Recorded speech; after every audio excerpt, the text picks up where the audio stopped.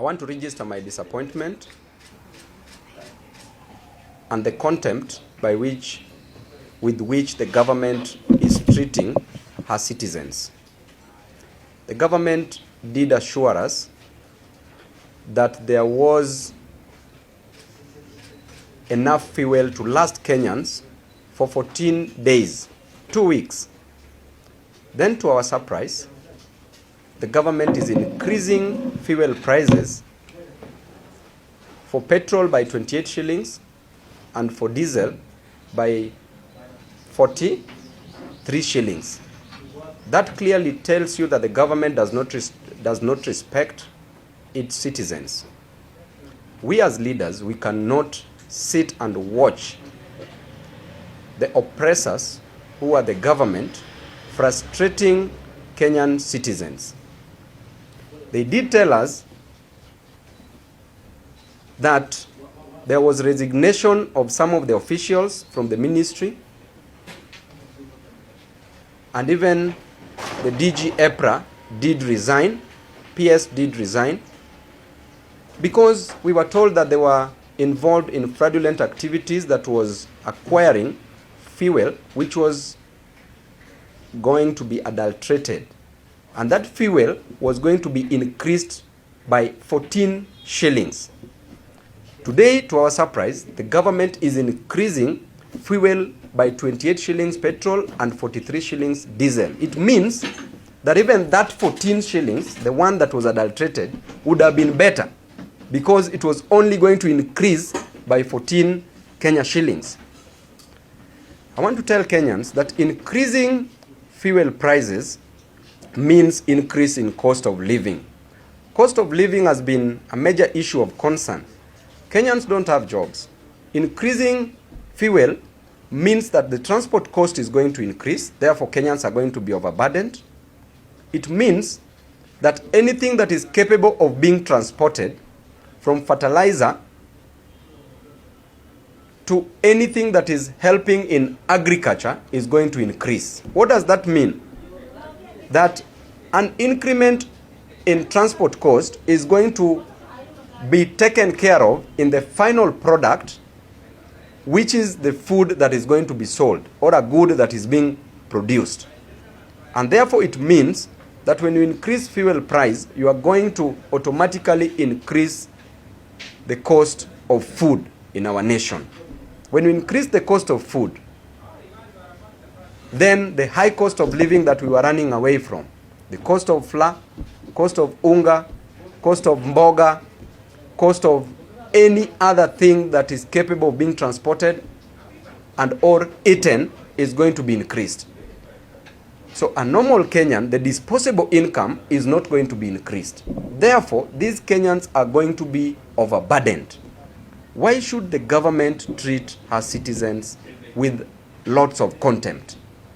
Increasing cost of fuel will further increase the cost of electricity.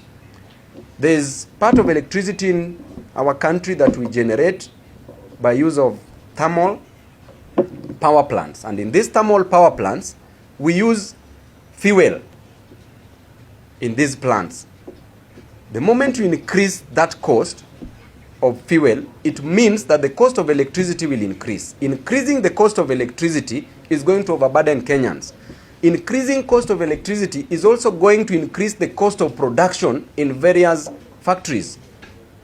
In various factories where there is manufacturing. So the cost of production is going to increase, and when it increases, the price of those goods that are produced in those factories are going to increase. When those prices increase, this is going to further increase cost of living in our country. So we want to tell Kenyans that we have a very dishonest regime, a government that is based on lies.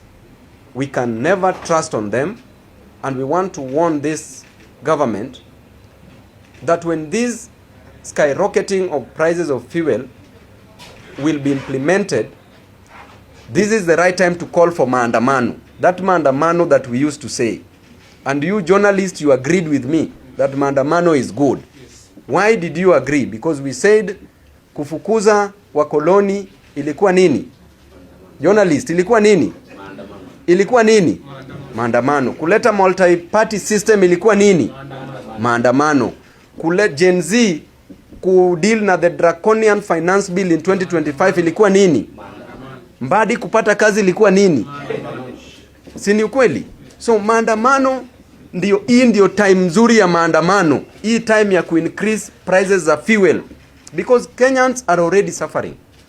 So if you don't embrace maandamano, wewe mwenyewe utaumia. So I'm so disappointed. Kenyans are disappointed. This is not how we run a government, like a kiosk. Even a kiosk is run in a better way, very organized. This is disorganization of a nation and punishing Kenyan citizens. And alone does not bring fuel to Kenya. There are other sources where we can get fuel. We don't depend, 60% of the fuel that we receive, yes, is coming from that route. But we can change the route. There are other places where we can get fuel. Nigeria here has fuel, correct? The other areas that we have fuel. We were told that the CS who does not understand what type of fuel oil we are getting from Turkana. What are we waiting for? We have other ways of getting fuel. And we want this government to cushion. We want subsidies on these prices of fuel that we are experiencing. Time frame, we are going to communicate. The moment we give an ultimatum, it must be implemented. So Kenyans, be ready from wherever you are. Ukiwa uko Western, kuwa tayari. Ukiwa Rift Valley, kuwa tayari. Hii fuel price si ya watu wa one term peke yake. Hii fuel price sasa saizi hata watu wa two term. Niambie kama uko na mahali penye unanunua fuel at a cheaper price. The party that I represent is Linda Mwananchi, and it is talking now. I don't know which other party you are talking about. My brother, we are in Linda Mwananchi. There are those who are in Linda Tumbo, Linda Matumbo. Sisi tunalinda pump na tunalinda Mwananchi. Pump ya fuel na tunalinda Mwananchi. The solution, the regime should go. That is the greatest solution. Mimi sina pesa ya kununulia Wakenya fuel kutoka nje, but tukiingia tuna reorganize serikali. Alafu solution unajua bwana my brother. We ni one term ama two term? Wewe pia jibu swali langu.